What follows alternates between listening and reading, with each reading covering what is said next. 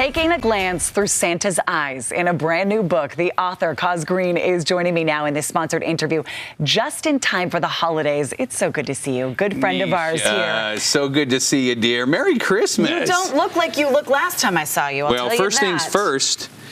As we get talking about this, we got to remind you. Put that on there we me. go. And it says, what you just put on me, it says, be more elfish. What do you mean by that? Well, that's the whole premise of the book is be less selfish, be more elfish, right? So that's my whole mission, is to ditch the me and focus on the we. We become an I society, right? iPad, I this, I that. I mean, why is it always I? What about we? I guess that lasted one Christmas season. It should be us, the collective. What you're saying is this isn't just about a Christmas book. This isn't your typical book. This is about a movement. Mm-hmm. Absolutely. You're uniting the country, traveling all over talking about this.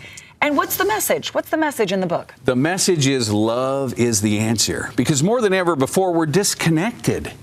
And we need to be united around a central theme of love and mission. And that's the antidote, is this book to that disconnection. So I was reading it this morning because I knew you were coming on the show. I was excited to see what you put together. And you say, well, this is not your quote, but it starts the book. The greatest thing is not to believe in Santa Claus.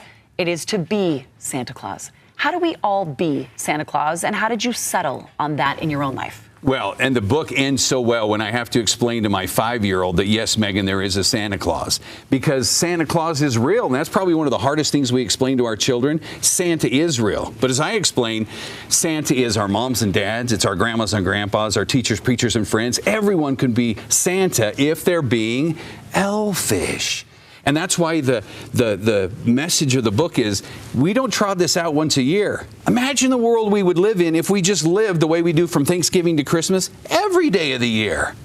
I know you don't like to focus on the fact that this book is about what happened to you and how you settled on this, because this book does relate to everybody out there. But it does start with the change you made in your life when you discovered looking through Santa's eyes.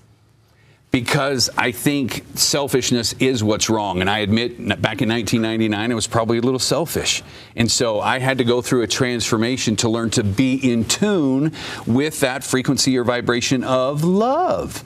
And so that's what the whole book is about. And it shares 9 key experiences, that roller coaster of emotions that I take you on, from heartbreak to joy.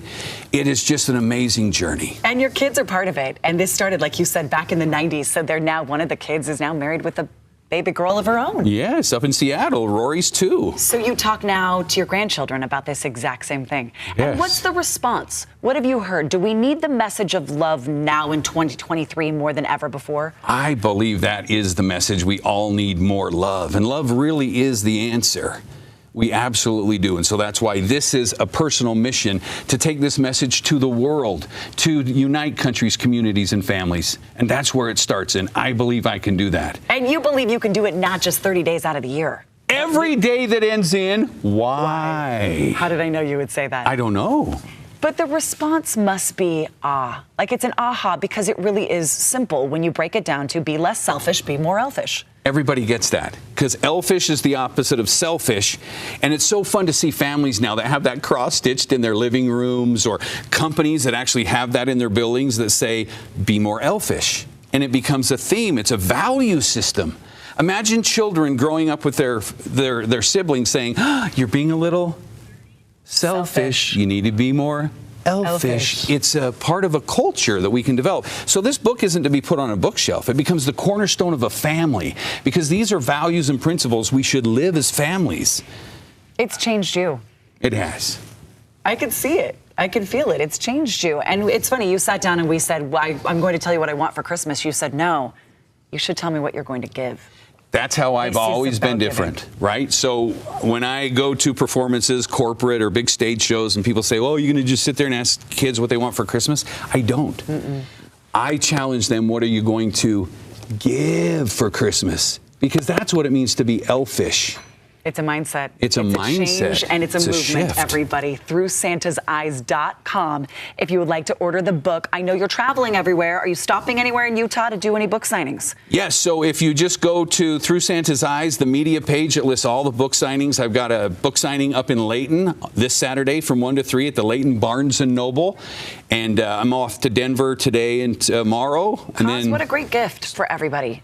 And don't buy just one. What makes it great? For everybody. Because it makes a great gift. Thank you, Coz. And thank you, for Nicea. this sponsored interview. We appreciate it. Dina.